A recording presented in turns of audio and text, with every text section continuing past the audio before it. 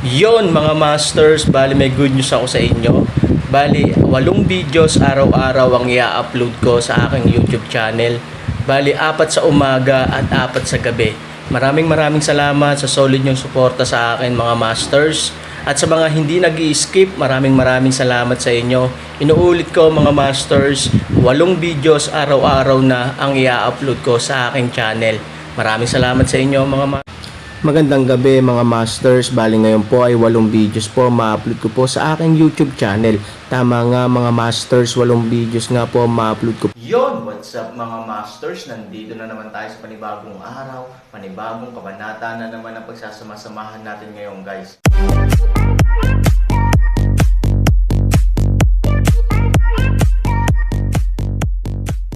Bali mga masters, kung bago ka pa lang po sa aking YouTube channel, please click the subscribe button, lalong-lalo na po yung notification bell guys, para maging connected pa rin tayo sa isa't isa at maging updated kayo sa mga susunod ko pang video.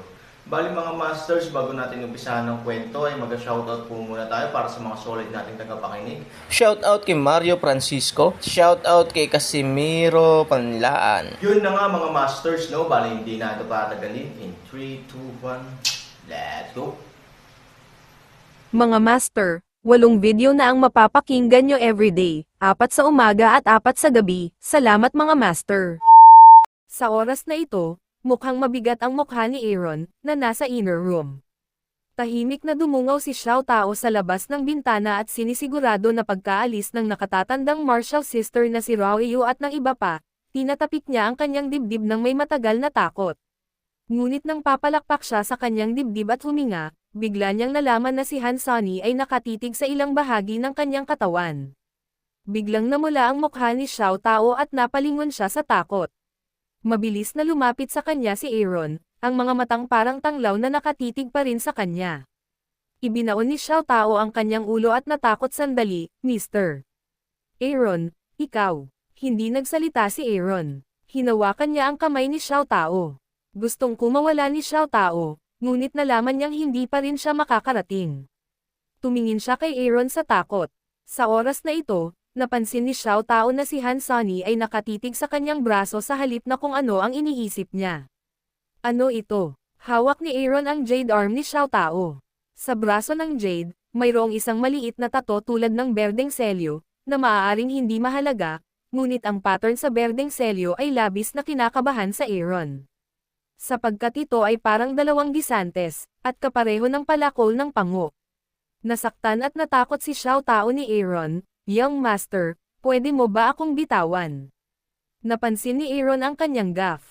Nahihiya siya at sinabi sa boses, I'm sorry, I just want to know, ano bang problema ng tattoo mo? Hinawakan ni Xiao Tao ang kanyang pulang braso na kinurot ni Aaron at umiling ng mali, hindi alam ni Xiao Tao. Dahil matino si Xiao Tao, palagi na siyang nasa kamay ni Xiao Tao. Paano ang mga magulang mo? Alam ba nila? Nang magsalita si Xiao Tao tungkol dito, agad siyang napaluha at umiling, walang magulang si Xiao Tao. Ang Aaron ay medyo napahiya, paumanhin, hindi ko sinasadya. Ngumiti ng mapait si Peach at umiling, hindi mahalaga. Nawala ang isang ngiti ni Aaron, ngunit saglit, nagtanong pa rin siya, nga pala, wala ka talagang alam tungkol sa berdeng selyo na ito sa iyong kamay. Ang tanong na ito, tinanong ang kanyang kahihiyan, Peach ay din masyadong napahiya, tumitingin sa Aaron, ngunit sa dulo, o atubiliiling ang kanyang ulo, ay upang bigyan Aaron ang sagot. Mula sa bahay bilang tulad ng 2 mga gisantes ay lumabas, Han 3,000 frown. Habang pinag-iisipan niya, mas mali ang iniisip niya. Linlong, sabi mo, ano ang marka sa kamay ng Peach, bakit parang palakol ni Pangu? Pango ba siya? Tok. Hindi makuha ang sagot ni Linlong, hinihimok ni Aaron. Biglang, Han Sunny tinatapik ang kanyang ulo at nakalimutan ang nangyari kagabi. Sa pangunahing bulwagan, ang punong guro na si Sanyong ay nakapikit sa anunsyo ng alagad, dahan-daang pumasok si Lin Mengzi. Nakilala ko si Kuya Marshall Brother Leader. Marahang sumaludo si Lin Mengzi. Tumanggaw si Master Sanyong at nakangiting sinabi, ikaw at ako ay hindi kailangang maging magalang. Sa katunayan, may gusto akong pag-usapan sa iyo. Kuya Marshall kuya, pero hindi naman masakit na sabihin. Nakangiting sabi ni Lin Mengzi. Balak kong tumira si Shuanger sa main hall. Hindi naman sa balak kong ilayo siya kay Sefeng, pero gusto ko talaga siyang sanayin bilang pinuno. Ano sa palagay mo? Nang marinig ito, natigilan si Lin Mengzi. Bagamat tuwang-tuwa siya, hindi niya napigil ang sabihin sa kakaibang boses, Elder Marshall Brother, ang kandidato ng leader ay palaging nangangailangan ng maraming pagtatasa. Bagamat si Shuanger ay talagang matalino, hindi siya makapagpasya sa pinuno ng ganoon kaga. Bagamat sarili niyang anak si Qin Shuang, nararamdaman pa rin ni Lin Mengzi na hindi ito sumusunod sa mga patakaran. Hindi kailanman nagkaroon ng ganitong pamarisan sa kasaysayan ng nihilismo. Napangiti si Sanyong at ikan-away ang kanyang kamay. Oo, ang mga tuntunin ng nihilismo ay talagang nagsimula sa mga ninuno, at hindi kailanman nagbago sa loob ng 10,000 taon. Naniniwala rin ako na wala akong birtod at hindi mababago ang mga tuntuning ito. Ang dahilan kung bakit ako gawin ito para masunod ang kagustuhan ng aking Grandmaster. Kakaibang sabi ni Lin Mengzi, Elder Marshall Brother, ano ang ibig sabihin nito? Sa gabi pagkatapos ng aksidente sa ipinagbabawal na lugar ng patay na espiritu, nakatanggap ako ng pahiwatig mula sa aking mga ninuno na mayroong isang Diyos na darating sa mundo sa aking nihilistic na sekta at hiniling sa akin na linangin ang aking buhay, naganap na magbabago sa hinaharap ng ang aking nihilistic na sekta. Sa pag-iisip ng Purple Light Dream noong gabing iyon, hindi maiwasan ni Sanyong na magmukhang excited. Ano pa ba nagulat si Lin Mengzi, humingi ng panaginip ang mga ninuno. Tumango si Sanyong, oo, sabi ng mga ninuno na ang mahinang tubig Aaron, kumuha lang ng isang sandok, hindi ko maintindihan. Kinaumagahan, natanggap ko ang balita na si Qin Shuang sinira ang bawal na lugar ng mga patay sa tingin ko ang ibig sabihin ay ang tinatawag na mahinang tubig Aaron, kumuha lamang ng isang sandok, hindi ba ang ibig sabihin ng isang batang babae? Nagtanong si Lin Mengzi. Ano ang ibig sabihin ng punong guro na si Shuanger ay ang reinkarnasyon ng Diyos sa bibig ng Grandmaster? Kumpiyansa na ngumiti si Sanyong, tama, kaya ilalabas ko siya sa pangunahing bulwagan, ngunit ayaw kong pumunta kay Ye Gacheng. Biglang napagtanto ni Lin Mengzi, ang sabi, kailangan nating pasalamatan si Aaron. Kung hindi dahil sa kanyang mga salita, sa anyo noong panahong iyon, sa pinuno, kailangan mong tanggapin siya. Tumango si Sanyong, magaling talaga si Aaron, ang batang iyon. Pero, biglang sumimangot si Lin Mengzi, Elder Marshall Brother, ang tinatawag na Weakwater Aaron, ito ba ay tumutukoy sa Aaron? Nagulat si Sanyong at saka umiling, paano maiiba ang Aaron sa dakilang Diyos na nagligtas sa aking nihilismo? Sa panaginip ng lilang liwanag na espiritu, sinabi ng mga ninuno na ang dakilang Diyos na nagligtas sa aking nihilismo ay kaloob ng banal, katawan, na ibinigay ng banal sa mga banal na kawal, pinoprotektahan ng gintong liwanag, at mayabang paano ito maihahambing sa Aaron sa pagsasalita tungkol dito, si Sanyong ay puno ng sigla, at si Shenzuzi, na ipinagkatiwala sa kanya, ay dapat malaman, na kung naiintindihan niya ang sarili niyang kahulugan, baka mapasabog niya ang spirit in situ sa oras na ito, bumalik si Aaron sa garden ng gulay. Bihira na hindi siya naabala ni Nazi Shuzi at Xiao Hezi. Aaron ay tahimik at nagsimulang magsanay sa oras na ito, si Lin ay bahagyang nagkatawang tao, bumalik sa kubo sa hardin, lumakad sa Aaron sa harap niya. Aaron sa oras na ito ay binuksan ang kanyang mga mata at tumingin sa kanya, paano? Wala bang nakaalam? Nakangiting sabi ni Linlong, Aaron, masyadong malalim ang lungsod mo. Kagabi, gumamit ka ng 100 Firebird para pasayahin ang nakatatandang martial sister na si Qin Shuang. Pagkatapos ay hiniling mo sa akin na pumasok upang hanapin ang iyong Panginoon. Masyado kang mapanloko. Siya nga pala, tuwang-tuwang sumang-ayon ba sa iyo ang nakatatandang martial sister na si Qin Shuang? Isang malamig na tingin ang ibinigay ni Aaron, huwag kang magsalita ng walang kaparerikan. Ano ang sinasabi ng aking Panginoon? 2 beses ng aktwal na pakikipaglaban, hayaan siyang mag-wushi ang magic, ngayon ay maglaro ng sukdulan. Ngunit pati na rin sa bottleneck. Kailangan niyang makalusot, bagamat lahat ng bagay na ibinigay ni Zhu Ying sa kanyang sarili ay masama, mayroon siyang upang subukan para sa ivory ng isang mahabang ngiti, ihagis ang isang bag ng tela, kinuha ang ilang mga bagay sa akin, Ngunit natatakot ako na hindi mo ginamit sa loob ng bag ay isang dosenang itim na bote sa pamamagitan. Sumimangot si Aaron, ano ito? Hiniling sa akin ng iyong master na ibigay ito sa iyo, Black Jade Soul Breaking Powder. Tinaasan ng kilay ni Linlong. Han 3,001 leng, makinig sa pangalang ito kung paano may lason tulad ng. Tama ka, ito ay lason. Ang iyong Panginoon ay nanirahan sa kuweba sa buong taon, at ang kanyang mga materyales ay lubhang limitado. Bilang karagdagan sa limitasyon ng kanyang mga kasanayan, ginugol niya ang kanyang buong buhay sa pagsasanay ng ganitong uri ng bagay lamang sa pamamagitan ng umaasa sa ilang daga, makamandag na ahas at iba pang bagay. Gayunpaman, bagaman ito ay lason, sinabi ng iyong Panginoon na mayroong enerhiya, kaya't mas mabuting subukan mo ang lahat ng ito para kunin ito ng direkta. Nang makitang walang konsiderasyon ang Aaron, matagal na kumunot ang noo ni Lin, sigurado ka ba?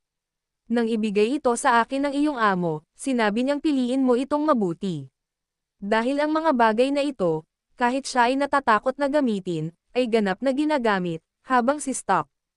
Han Sanchen ay mariing tumango, basta makakatulong ito sa akin, hayaan mo akong pumunta sa Ivory sa lalong madaling panahon, hindi pa banggitin ang higit sa 100 bote ng lason.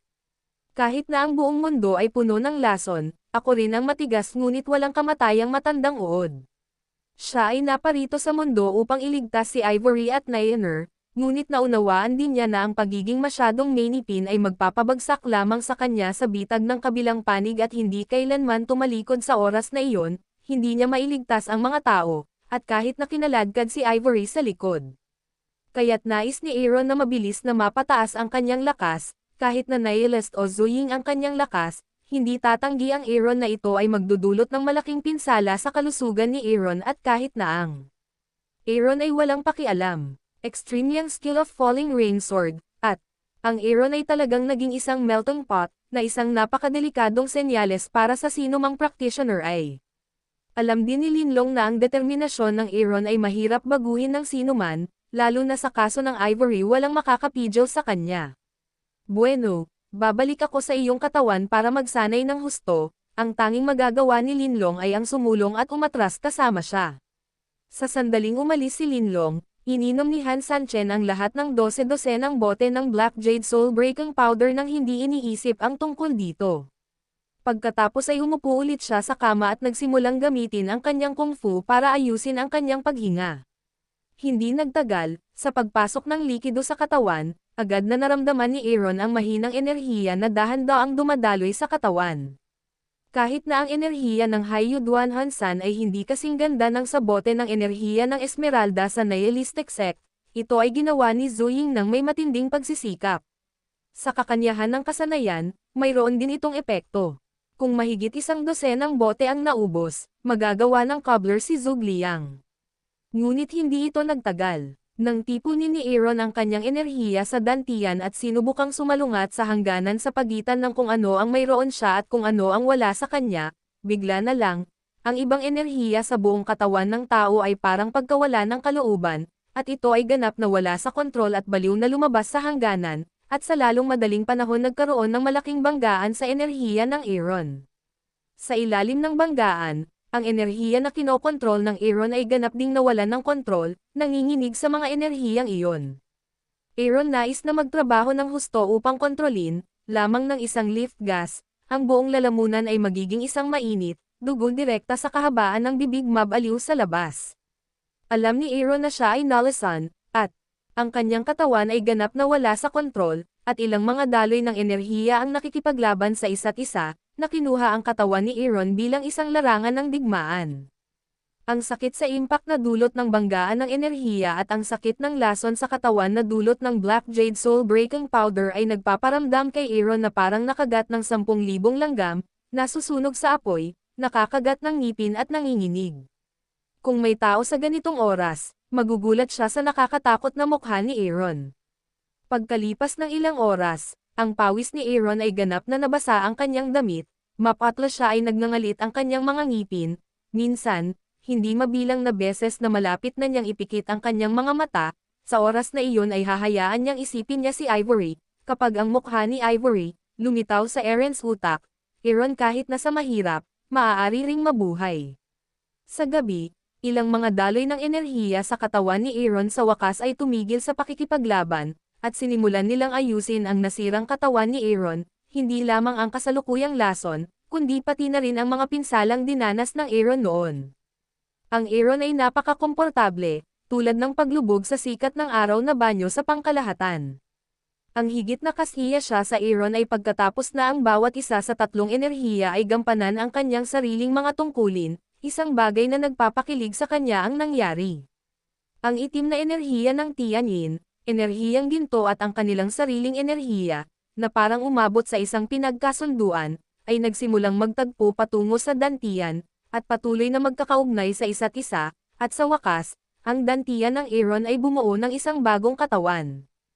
Ang gintong katawan ay puno ng tatlong kulay. Bagamat mahina ang ilaw, ang malaking enerhiya na ibinubuga mula rito ay nagpapatibok ng puso ni Aaron. Naiintindihan ni Aaron na sa wakas ay dumating na ang kanyang mundo. Ang mundo ng lahat ng direksyon, maligayang pagdating sa tag-araw, kami Aaron, halika. Yun na nga mga masters, no? Bali panibagong kabanata na naman yung natapos natin ngayong gabi. Muli, maraming salamat po